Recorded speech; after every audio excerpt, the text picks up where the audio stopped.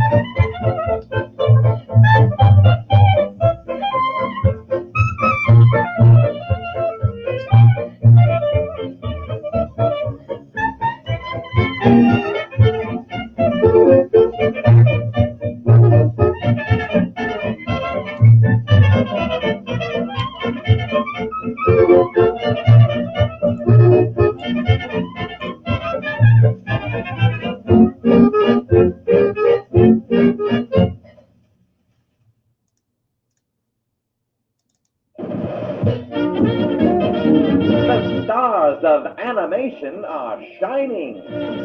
It's time to stay tuned. And now, here's your host, Phil Machi. Good evening, ladies and gentlemen, and welcome back to another new episode of Stay Tuned Live. It's an all-new live stream talk show presented to you by Streaming the Magic right here on Facebook every week. My name is Phil Machi, and I'm an animator, cartoonist, and former Disney cast member, and it is my pleasure to be your host each and every week as we deep dive into the world of animated films. Before the show starts tonight, I'd like to tell you guys about a little place here on Facebook where you can connect with other fans of this show and tap into the latest news from animation around the world. It's the Stay Tuned community page, and you can be a part of it right now by simply going to facebook.com/groups/Stay Tuners. Okay. When we think about the classic animated films from Disney, we probably think about the characters. But they're characters that they interact with the environment around them, and that environment could take the form of spirits like in Brother Bear, or smoke and fire like in The Hunchback of Notre Dame, or even exploding rockets and snow like that found in the finale of Mulan. My guest tonight has had his hand in all of those elements and more. Please welcome visual effects animator Jazno Francoeur. Hello. Thanks for having me on. Hey, Jazno. Thanks for being here. I appreciate you being here. Thank you so much for taking the time to talk with me about all the things that go boom and bump on screen. Absolutely. My pleasure. Yeah.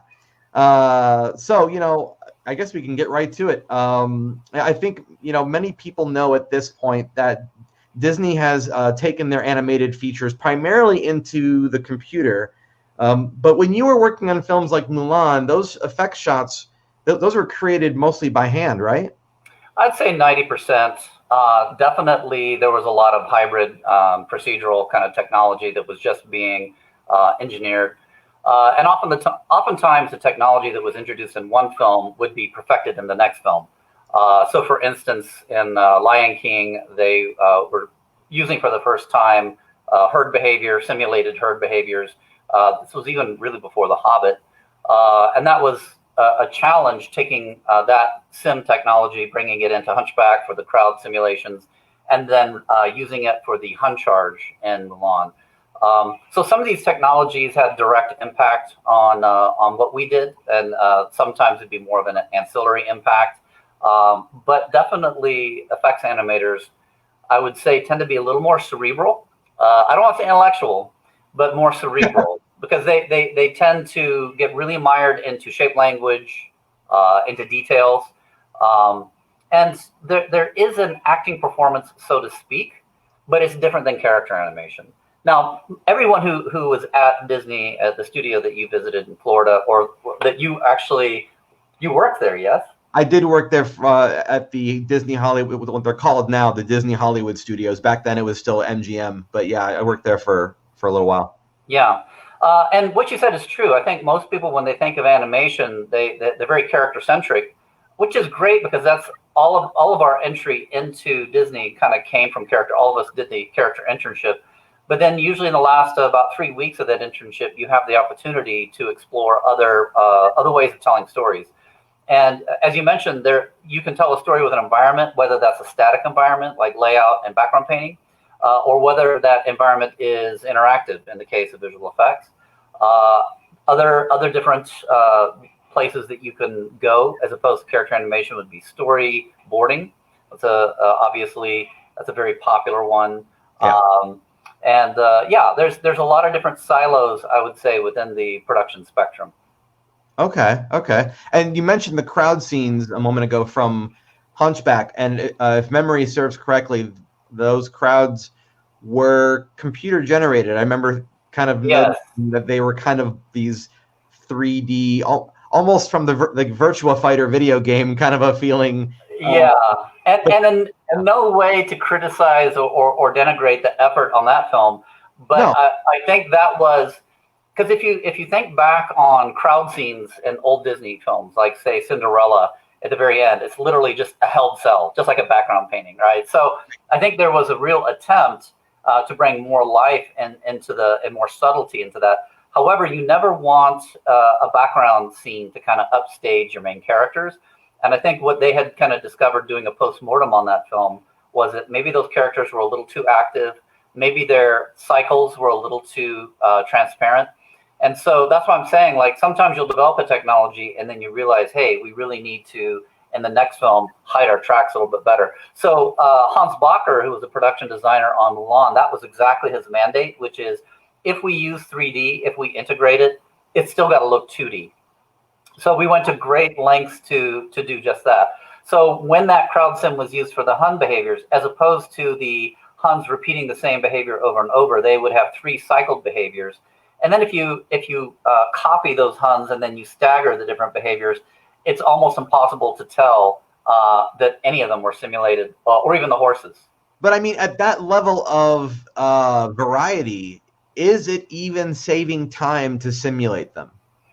I don't think when you get to the level of Disney or a Pixar, I don't think saving time is ever a mandate. But the reason why these movies cost so much money is because you're paying for the opportunity to iterate. I mean, you could also say you're paying for the opportunity to fail, but fail has a pejorative kind of context. I think it's better to say we have more opportunities to try different things. And whereas if you're working, say, television, those very, very constricted budgets, much more constricted timelines. Or if you're doing direct-to-video, we had an Australian studio that did a lot of the sequels, which, to be clear, we did not. Most of those sequels that you saw were done by the Australian studio, which is not feature animation. It was Walt Disney Pictures, but they closed that studio down as well. But we used to have another studio in Paris for a while that was helping us out. So they first started on Hercules. They helped us out a lot on that film. We inherited once they began to move over, we inherited some of those animators like Belem Bashiba. We brought him over to be the head animator on Jumba, on Lilo and Stitch. And then he kind of stayed. And then after that, he had a very successful career at Pixar. So he made the transition from the 2D to the 3D. Oh, interesting. Okay. And while we're on the subject of crowd sequences, I kind of want to call just in for comparison, The Emperor's New Groove. There's this sequence where Pacha loses the Emperor in llama form, and he's looking around the town. And correct me if I'm wrong, but it seemed like you guys were using some kind of a replicator on 2D character crowd sequences. Is that correct? Well, one really popular thing in animation, although, again, you have to hide your tracks, is doing reuse animation, right? So repurposing similar. So in this case, I'm not sure, because that picture was really being generated out of California, and we were just kind of helping them. As you and I were talking before the show, it was called Kingdom in the Sun. Yeah. The director, in fact, it was more of an epic kind of a sweep, and the director was Roger Allers, who had worked with Rob Minkoff on Lion King. But yeah, Disney decided that they wanted to change the demographic. You never really want to change a production when you get into it, particularly, it's like a messy divorce, right? Because there's a lot of money that's being spent. And in this case, about a third of that film had already been in production. So it's no easy thing to go and say, we're going to change the story, we're going to change the whole tack. And I have to say, we were very concerned at the time because even though it wasn't a homegrown project from Florida, you get attached to every project that you work on. Sure. And all the artists, including, as you had seen in the documentary, Sting, like they had to very gently tell him, hey, we're only using one of your songs, as opposed to the whole thing that you've created. And it's even a truncated version of that song. I mean, correct. So that's always a really dodgy proposition. And I have to say that I was not happy that they had changed the demographic to the SNL kind of crowd or aesthetic, and none of us were happy with the new name. But the funniest thing is oftentimes you don't really know when you're working on a picture how it's going to pan out. You really don't. But it's rarely that dramatic, though, right? I mean, I know there's been a few that have sort of shifted gears, but I mean, that's not the norm. No, not at all, because it's too expensive. So when Lasseter was interviewed at Pixar, they said, how is it that everything that you do is a hit? And he said, because we can't afford one failure. So I think you have to be leery of being a studio that's so big that you can afford a failure, because maybe you'll start having them. But Disney also did the same thing with Home on the Range. I think what had happened was Disney just started staggering too many productions, and they started digging into the vault and taking out scripts that had languished for a long time. So like Atlantis, Treasure Planet, and not surprisingly, those movies did not generate, while certainly Atlantis has a fan base, at the time they did not make a lot of money. Treasure Planet's got a fan base too. Yes, I mean, because they're well made. They're well-made films, but I think the mantra with Disney used to be story, story, story, and then that slowly kind of evolved into, well, maybe we can rush some things into production, and unfortunately, it's on the pre-production side where you need to spend the most time. So if you look at, say, like Coco, or really, it doesn't matter whether it's CG or not, any film that goes through their pipeline, most of the time will be pre-production, because the production itself only takes about 2 years, depending on how big your crew is, sometimes one. And then so maybe 6 months post-production, but it could be 4 years in pre-production. Wow. So a long time. I mean, you're laying your foundation. You're right. That is the most important part. I would agree. So was there a moment or a film that you watched when you knew that you wanted to kind of go more towards the effects side of things? Well, I think that those seeds were planted when I was a kid. So I'd have to back up and talk a little bit about my background. So I did not grow up with the TV. My parents were hippies. So I remember getting kicked out of Bambi because we did not have shoes. So we had to come back with shoes. But it was that movie. That was the movie. Well, Bambi didn't either. I mean, that should have been okay. Bambi was just hoofing it. I know, exactly. You think that we're just one of the animals of the wild, but yeah. At any rate, a few things really left their mark on me in that film. Most notably, the fire sequence was really a very frightening and very dramatic scene. Obviously, the death of Bambi's mother was very traumatic, even though diegetically all this stuff happens off screen. And then, of course, the shifting of the seasons and watching the leaves blow and then watching the leaves fall in the water, those things all left very much an impression on me. And I would say, definitely growing up, I always drew, and I definitely was more character-centric. My stepmother was a relatively famous ceramist. She was very known for her patterns and for her glazes. She passed away about 10 years ago. May she rest in peace. But Vicky Borick was her name, Vicky Borick Francoeur. And she was very famous for just the depth of complexity of her patterns and her glazes. And I think that really left a huge impression on me, just in terms of the love of shape symbology and shape psychology. And that was something that I really kind of rediscovered once I got to Disney, when I was doing my final assignment, which involved a kid getting a laser gun for Christmas. And so the gag was that he was going to shoot the family cat. But I had no idea how to animate the ray gun. So I was told to go talk to this guy named Barry Cook. And as it turns out, Barry later became the director for Mulan. He was an effects guy, but he was also a fledgling director. He was one of the first directors to do a hybrid 2D, 3D integrated film called Papa's Rockers. I don't know if you've ever seen this film. I've not seen that. No. You should Google it. Yeah, it's certainly dated by today's comparisons, but it was very, I would say, bleeding edge at the time that it came out. And so I remember going to him and saying, "Hey, I don't know how to do this." And he got very excited that someone was interested in his world. And he gave me just stacks and stacks of all these beautiful drawings. And that's actually where it started. But the funny thing about animation is it's, as you know, because you're an animator, it's maximum effort, minimal return. And as I always say, making anything animated, whether it's a short or whether it's a movie, it's like trying to build the Taj Mahal out of toothpicks. It's what's the saying? If you like laws, sausages, and animation, you don't want to watch any of it being made, because it can be an ugly process. Because there's a quantum leap between watching a movie and making a movie. It's a wonderful thing if you get to be the audience. Correct. And I think the curse of being an animator is you're so close to the films that you can never really enjoy them because you're just so hypercritical. Well, but we can. I mean, that's fair. But I would say we get to enjoy them in a more intimate way, in a way that, you get to know. If you marry someone, you get to know that person really well. You know what I mean? Correct. Yeah. It's a deeper form of understanding the craft.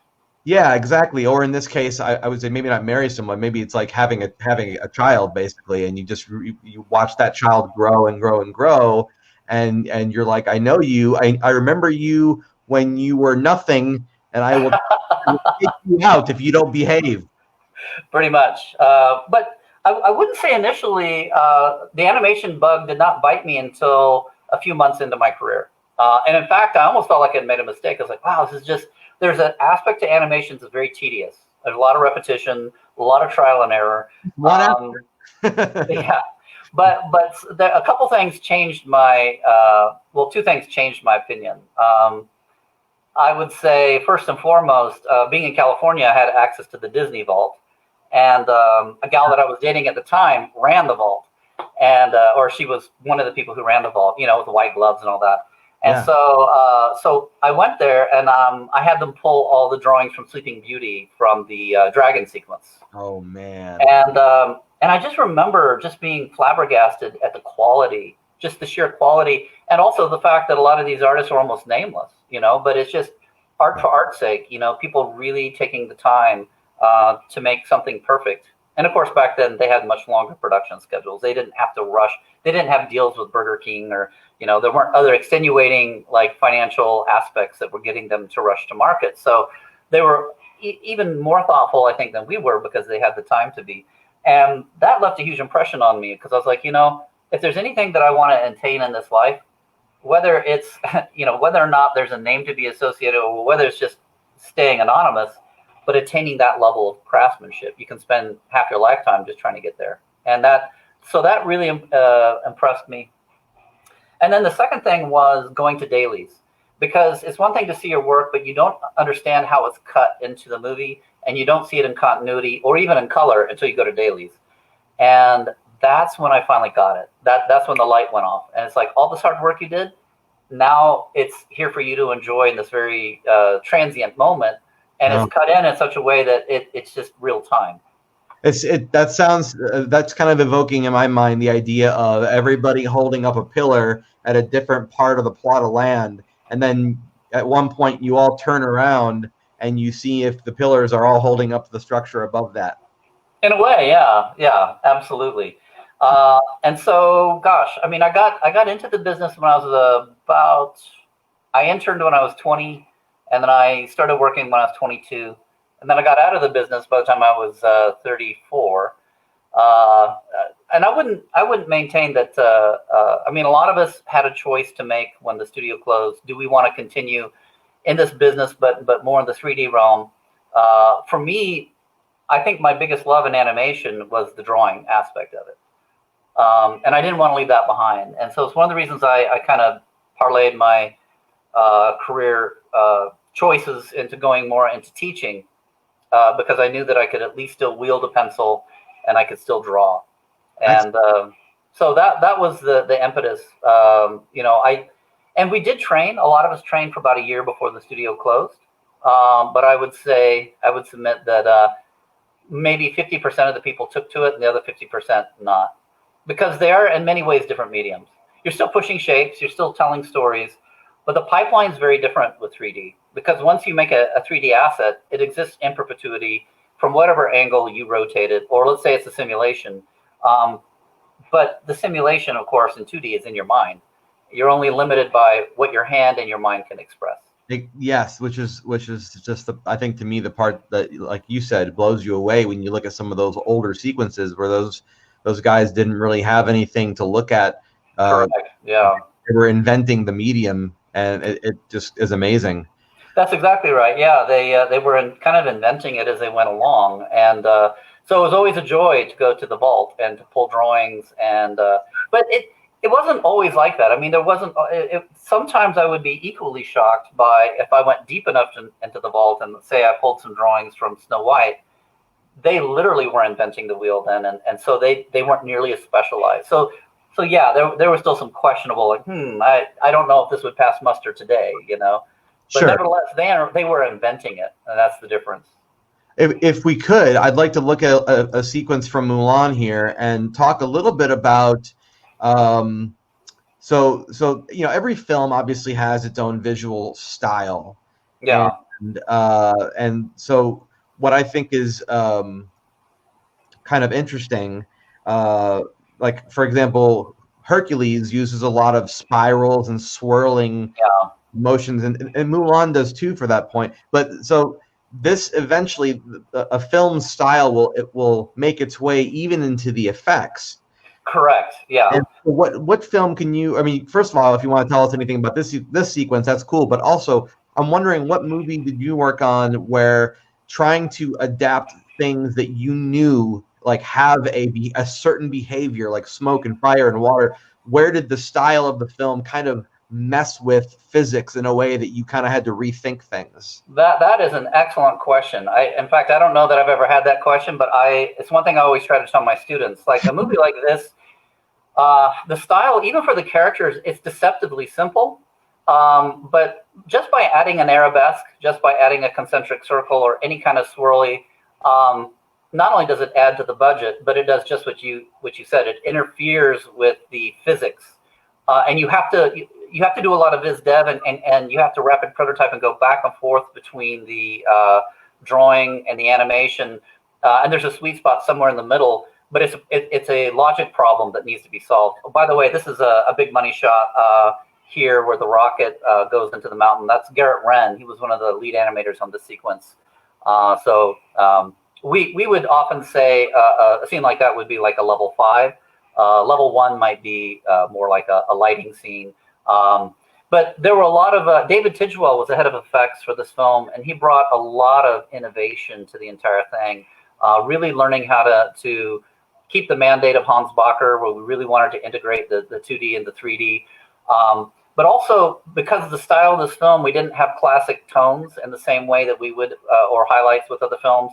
So that they had to, through caps, they had to figure out a way to utilize the line work and make it feel almost like a watercolor painting, or almost make it feel like it had depth, because typically there are other tricks for doing that. So again, the style created limitations, but it also opened up these new vistas. But I think of all the films, maybe that's why this film was the most rewarding, because that style, it was not easy. It was not easy to do, and we had a whole year of visual development before we started animating. But it's not really till you start animating that the style actually gets solidified. Okay. Yeah, and I, like you said, going back and forth with the physics thing, it's almost like you have to reinvent a set of rules for, in this world, this is how this object would behave. Right. Well, so it's funny because I just gave a lecture this afternoon, an online lecture about, I think one of the similarities between what we do and character animation, or character animators do, is the importance of silhouette. But we have another layer of complexity in VFX, which is the internal silhouette. So you've got kind of, because you have a lot more overlapping actions in VFX, so there's a lot more to consider. And this is from Brother Bear. Brother Bear, like Lilo, was not nearly as complicated, just because the style was a little more raw. It wasn't highly stylized. You always knew going in on any particular picture what you were in for. So for instance, Lilo and Stitch, you knew there was going to be like a lot of science fiction effects. Whereas Brother Bear, because it's a period piece, you knew that there would be some magic, but otherwise everything's going to be a lot of just naturalistic, like glaciers calving, Sure. storms, rapids, a lot of rapids.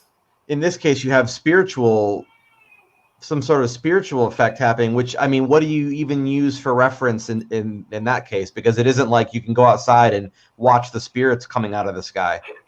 Correct. Well, so a couple of things. I mean, I don't know where you live. Maybe you can do that. Maybe out there. So a few things about the sequence. So Joe Gillen worked on a few of the scenes.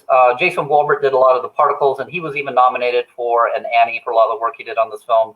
Darlene Hadrika, then she was the walk point on after he touches this magical pillar.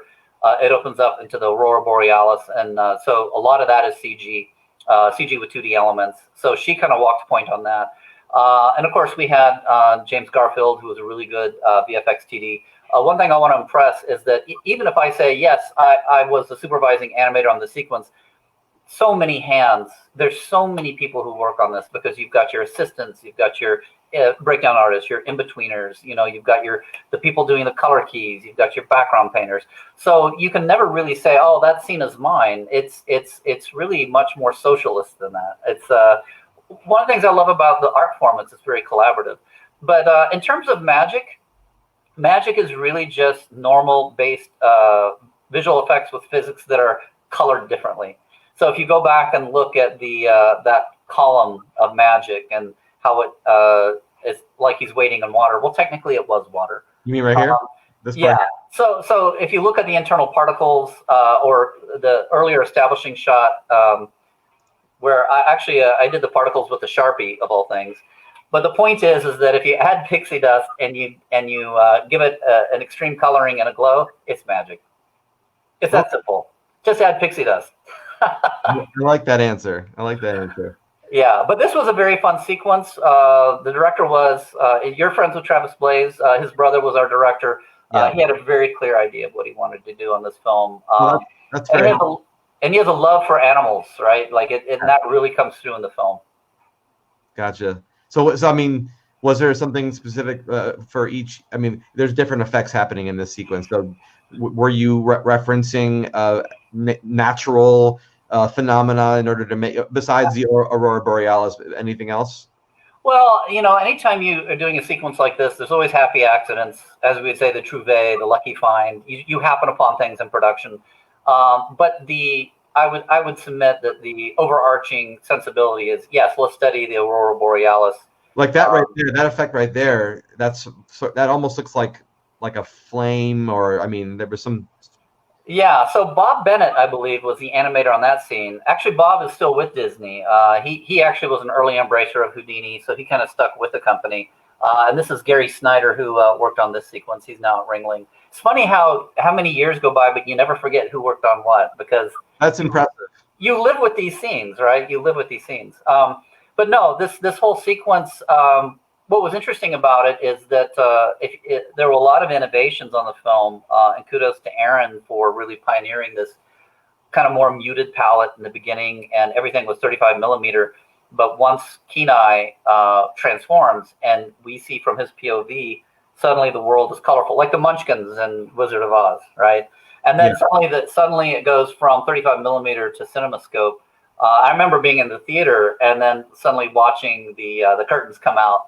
And that was really interesting. I really appreciated that. Just as someone who loves film as well. I'm not just an artist, but I do love live action film.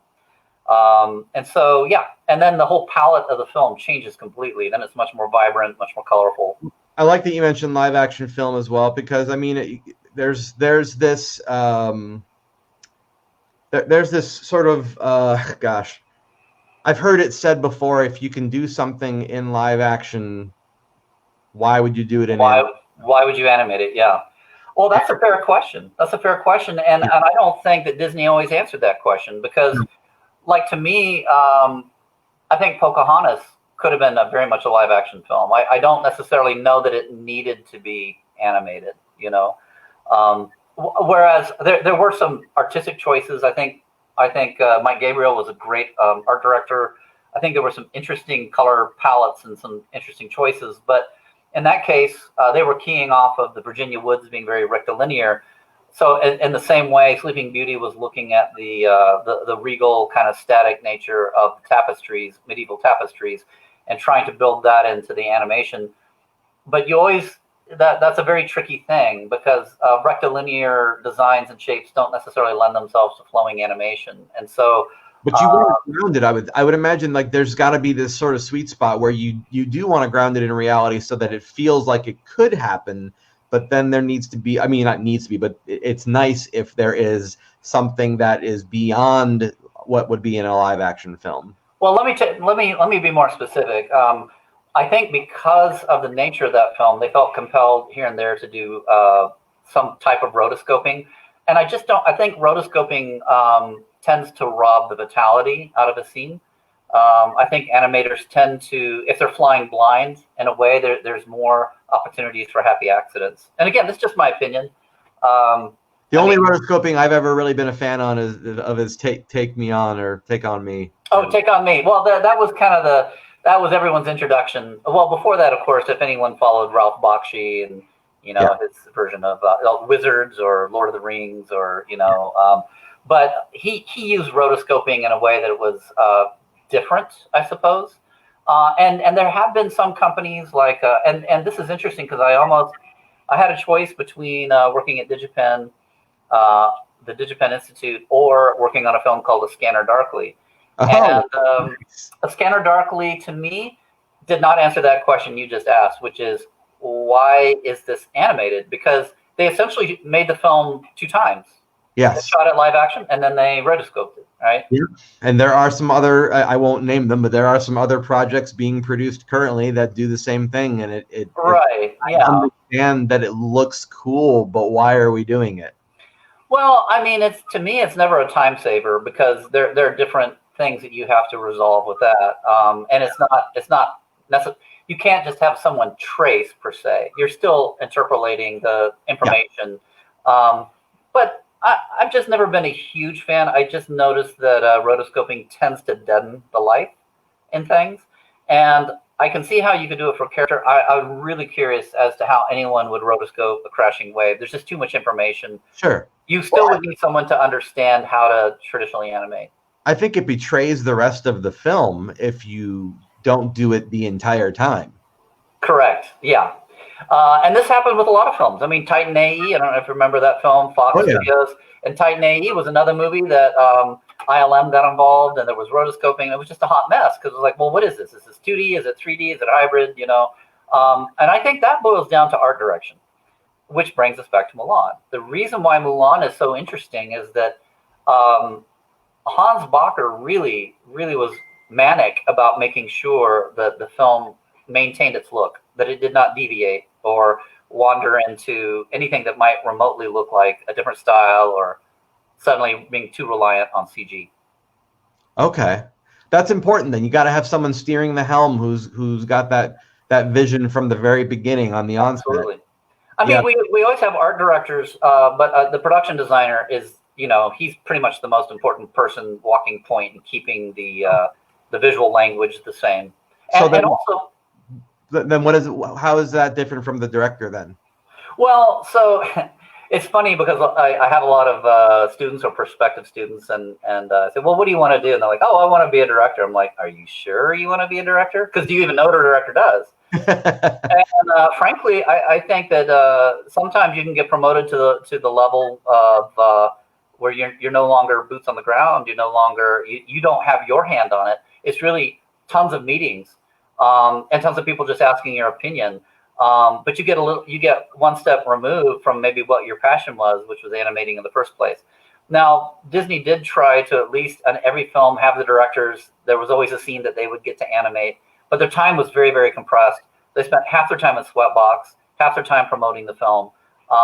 And so oftentimes I would look at directors, and usually directors are mined from story, but sometimes they come like Barry Cook from other departments like VFX. And I think, if I'm not mistaken, is it Chris Buck? I'm trying to remember which other. There was another Disney animator who had also come from VFX. Sometimes they pull them from layout, but usually story. Story and animation are usually the people who gravitate more toward the direction. But those directors still have to be very strategic in who they hire to be their art directors, production designers, etc., because there's so many moving parts. It's like an orchestra. They're the conductor.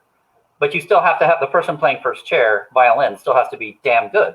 You still need your virtuosos. You still need third chair piccolo. There's a place for everyone at the table, but the conductor still has to be mindful of how he is coordinating those efforts. That makes a lot of sense. I like the analogy for an orchestra. You said half the time the director spends in the Sweatbox, was just to clarify. That means they're spending their time reviewing footage that's already been created and then kind of re-steering everybody back on track? Well, I think Sweatbox could be just about. So I was very lucky a few times to be able to be in some of those sessions, and so this is what a Sweatbox session might look like. So definitely the director, in this case on Brother Bear, like Aaron, he's steering the ship, but he's got different captains from different parts of the ship that are all different and all important. So, for instance, someone who's a representative of VFX, someone who's a representative of audio dialogue, someone, Foley, someone who is walking point on the layout. And everyone in Sweatbox has an equal opportunity to make comments, but the director will always default to the person whose area of specialty it is. But at the end of the day, he can default to his own opinion because whatever he says goes anyway.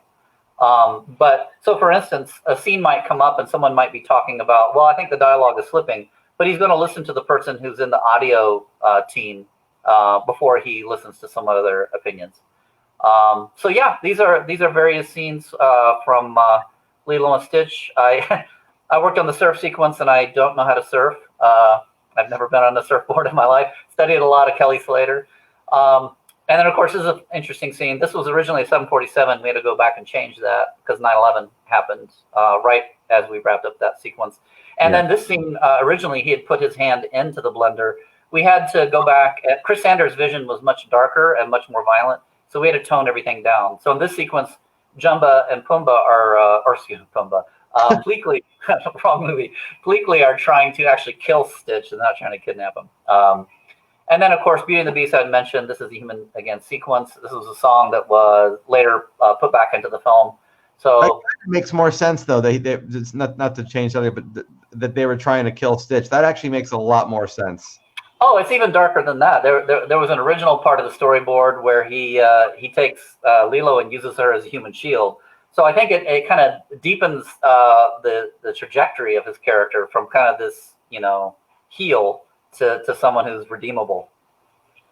This was a film, John Henry. This was directed by Mark Henn. one of the great 2D animators that came out of the Florida studio. And I was one of the senior animators on the film. There were two styles. One was the subset style was this quilt style, which is kind of more graphic. And then there was this other style, which is more Harlem Renaissance. So we were actually going straight into coloring the roughs. There was really no cleanup phase.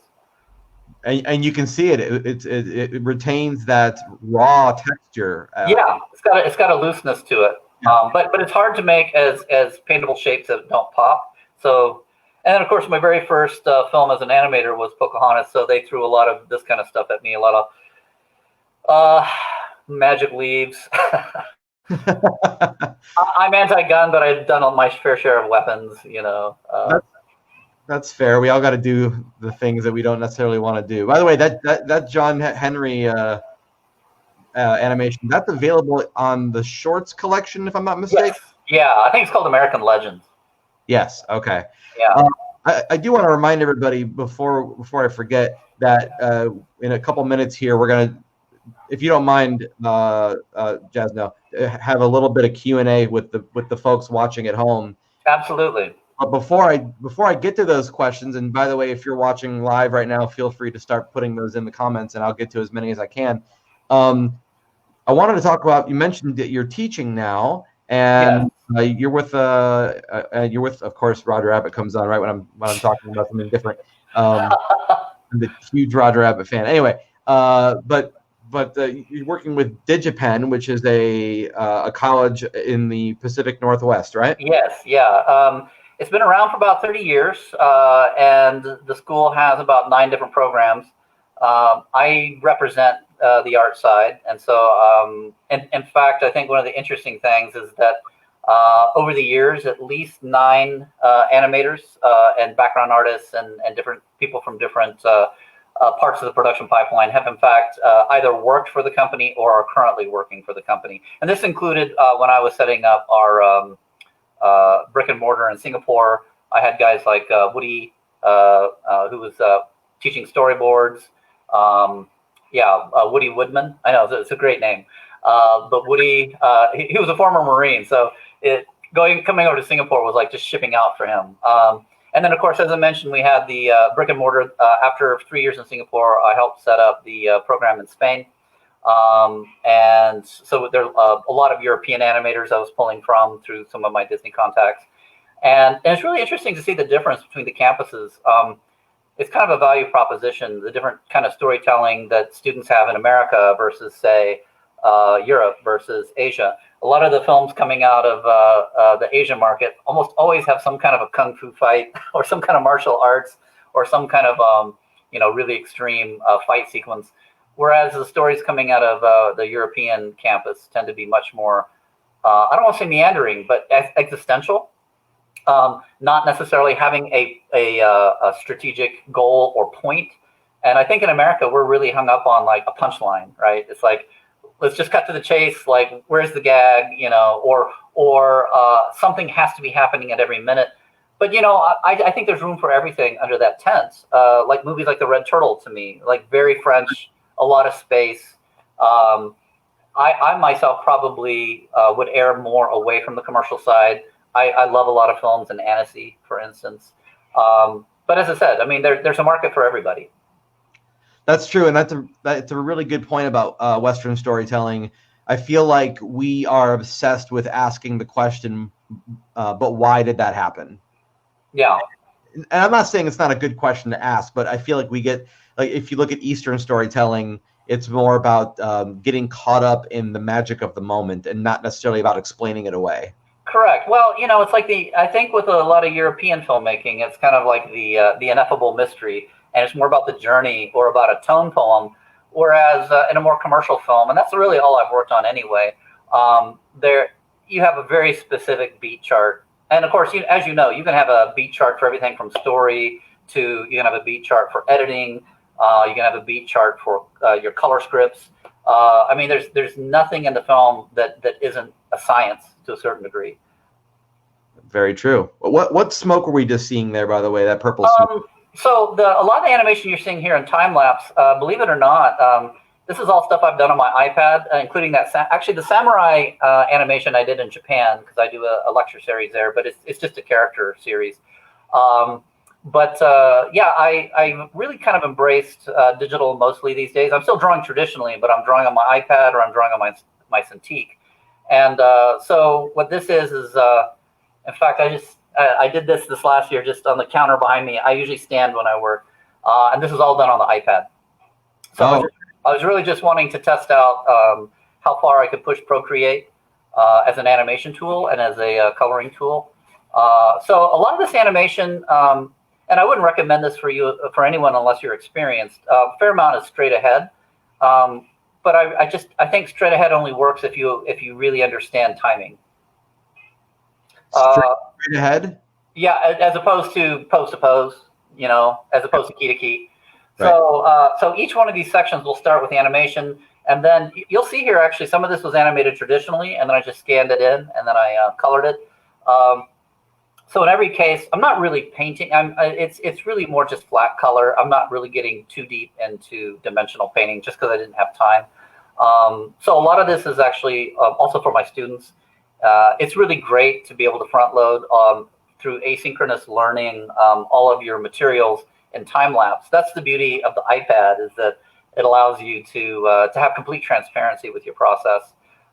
So this is what I call massaging the line. And all these, I've kind of already worked out the basic shape and the basic timing, but the second pass is really just nailing down. Remember, I was saying those internal silhouettes become just as important as the exterior silhouette in VFX. Sure. Massaging the line, you mean like messing with the line thickness and things like that? Everything from line thickness to what you'll find in the cleanup phase is oftentimes you'll be redesigning as well. So I do a fair amount of redesigning when I get to the cleanup stage. But you do something long enough, it's not really you that's doing it; your hand does it. So this eventually will be an animation. This is just a still of it's a wave demo, and so what you'll see here is I always start with a waving. I thought you wanted me to do a wave demo. Very funny. There you go. As you see here, I always start with the rough gesture, and then I go into defining the line hierarchy, and I'll kind of knock stuff back, and then I'll dig back into it. But in a thing like a crashing wave, you have smoke language, you've got obviously wave language, you've got water language, fire language. It's almost like you have to, in order to do a level 5 scene, you kind of have to be mired in the basics. You have to understand most shape language. And then this is... Would you say that you're fluid in a number of languages? Oh, and this is very interesting, because then when you get to something like an Avalanche, which here you saw that I keyed it up. So I animate with a Sharpie when I animate traditionally, because it forces you into not getting precious with the shapes. It just forces you to push them. And then, of course, here what you're seeing is I'm in-betweening with Procreate. Oh, nice. I kind of used the tool in a way that it probably wasn't meant to be used. And then on this pass, I'm doing the tone. So I'm defining those interior silhouettes. But when you're making those things, are you looking at like a video of an avalanche, or are you just thinking about this stuff? It's all in my head. Wow, I mean, that's incredible. Well, because the thing you have to understand is that when, well, first of all, I've been drawing my whole life. I spent, 5 years in art school, another 8 years just training to get to a level where I could even do a level 5 scene. And by that point, you've looked at so much reference. You have kind of like this inner arsenal, like this.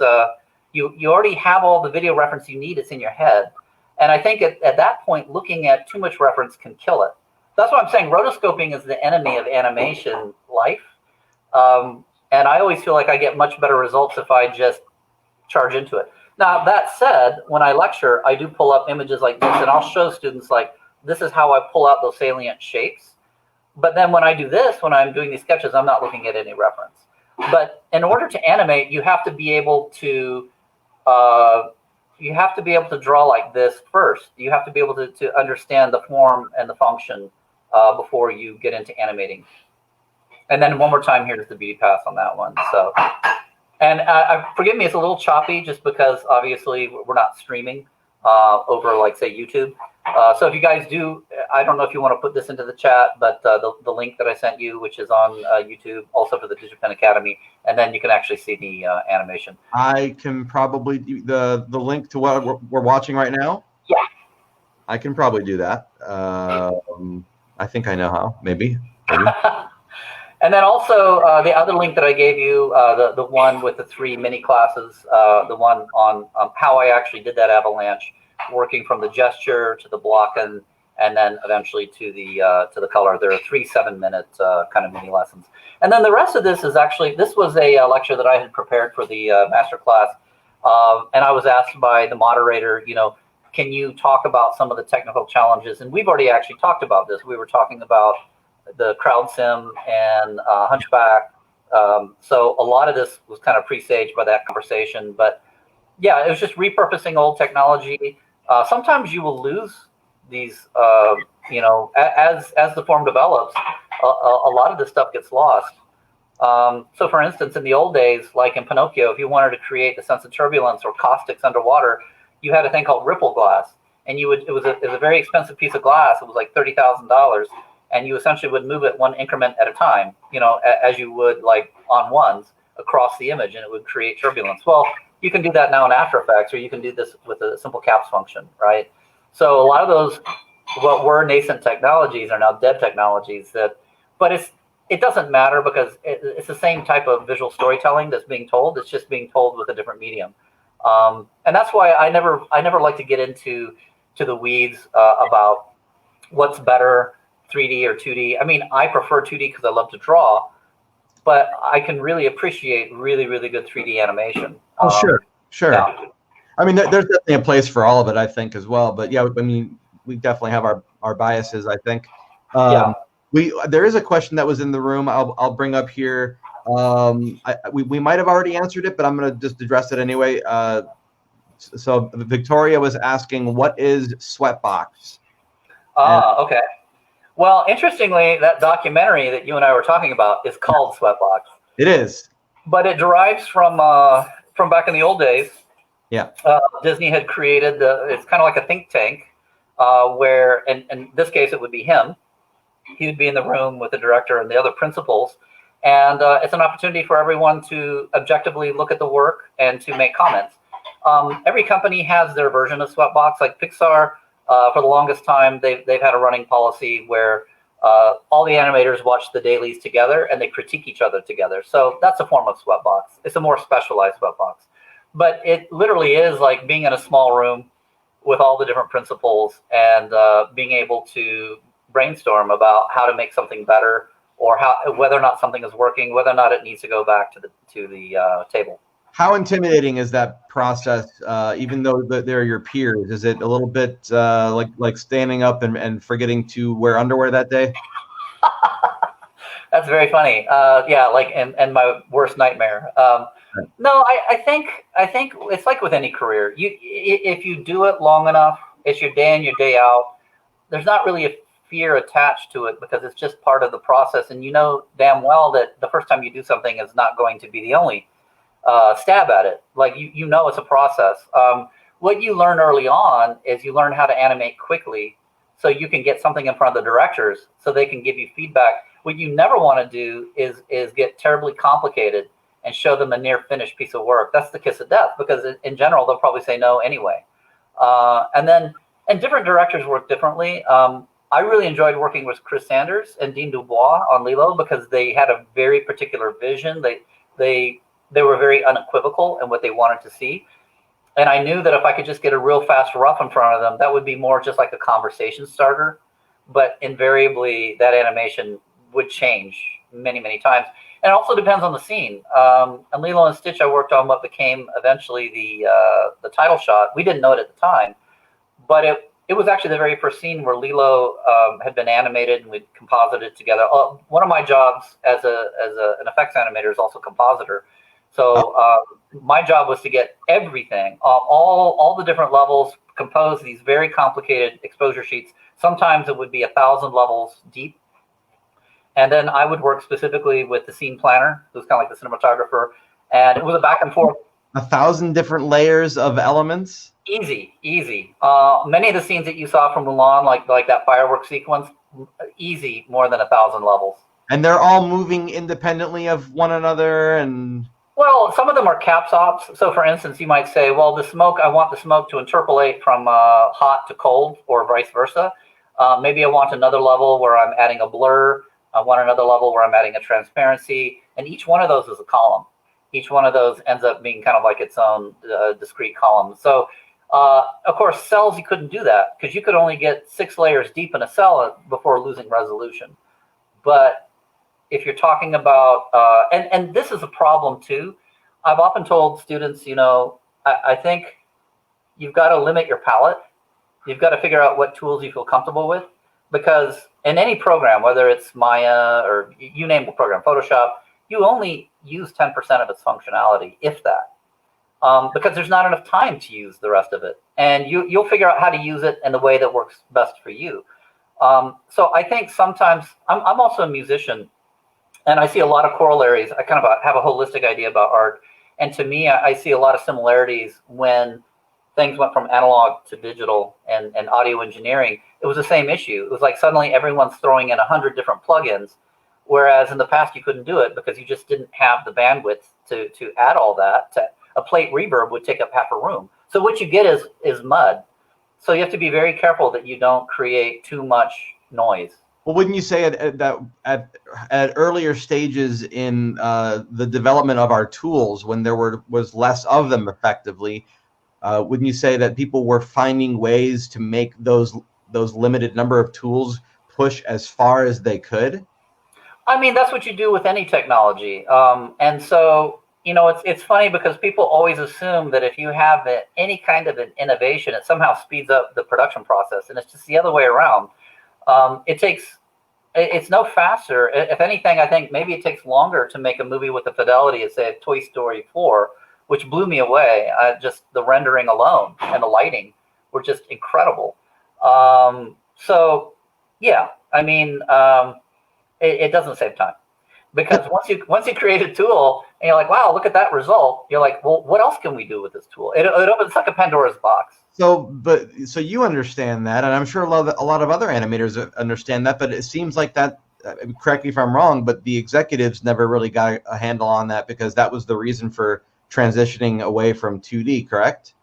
Yeah, I think they had kind of this myopic view that somehow 3D was just what audiences wanted, and therefore, which I thought was very short-sighted, and I do think that Netflix is very instrumental in bringing back this kind of form of storytelling. To me, everything's equal under the sun. If your story is best told with stop motion, then tell it with stop motion. If your story is best told with shadow puppets, then use shadow puppets. But 2D is a very particular medium. There's certain things that you can do with this medium that you cannot do.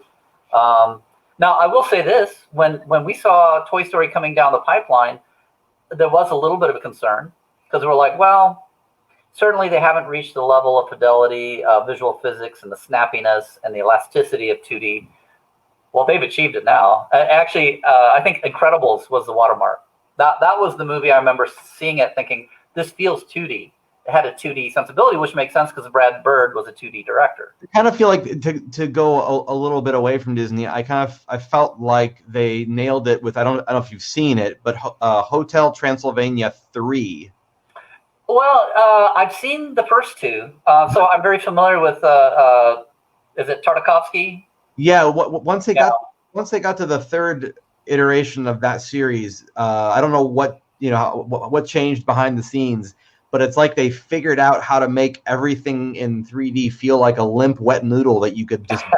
I mean, but it's amazing to look at. Well, yeah, same with Claudia with the Chance of Meatballs. I think. Yeah. So Sony. So one of our former teachers who actually attended DigiPen many years ago, Nick Kondo, is now a senior animator who had many of the big money shots in Spider-Verse. And I thought, to me, of all the films that I've seen, that was the movie that was the biggest watermark in terms of, well, they had a mandate, which is if it's not broken, break it. And I love that. I love this notion of let's do something. So, for instance, like because they wanted it to feel like a comic book, they weren't using motion blur. So how can you create parallax, or how can you create motion blur if everything's in super high resolution? So some of the solutions they came up with, or even the notion of, as you know, anytime you move a camera, it's on ones. So in the old days, they didn't understand this. If you go back and look at Pinocchio, you can see where they're coming out of Monstro's mouth and they get washed up on shore. Those drawings are all on twos, but the camera's moving on one, so it's very stroby. So obviously they had to figure out early on, oh, the characters will slide around unless they're also on ones. And yet in Spider-Verse, they broke that rule. And so they eyeballed it. They just eyeballed it because Spider-Man starts out on fours, like 8s, 4s, and 2s. And as he becomes more aware of himself as a character, he then becomes on 2s and 1s. So that was, and that was very, disjointed for people who don't understand animation. They thought, well, why does this look so jerky? But it was a stylistic mandate. And remember we talked about a beat chart? Well, they made a beat chart through timing. And they said, as our character becomes more self-aware, he goes on to 1s. It's an incredible way to use technique to tell a story instead of just plot. Yeah, exactly. Yeah. Well, I mean, look, I could talk to you forever, Jazno, but we've kind of hit our time mark. I just want to make sure I had enough time to say thank you, seriously, for being here and really, opening up at least my eyes to some of the things that. I mean, I feel like we hit the tip of the iceberg, but some of the things that go into just planning and staging and just how deep that thought process goes in animation.